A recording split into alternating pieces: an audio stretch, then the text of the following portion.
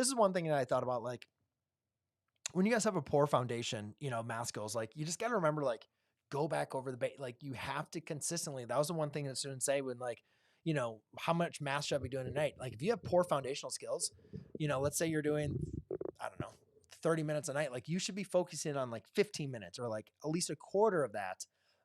Even, 10 minutes or whatever, 7.5 minutes of just working on like prior skills, like get some foundational stuff, go back to fractions, like factoring, whatever it may be, that you had that poor foundation on, like go back to algebra 2 content, algebra 1 content, like pre-calculus content, and just practice some of that stuff. Like you have to build up those foundations, because if not, that's always going to be your crutch. So, when I'm really happy that you understand that you are, it's hurting you and it's like building up that fear and stuff, but just understand like you can improve upon your prior foundational skills. So just keep on going back at it and work at it, and you got this.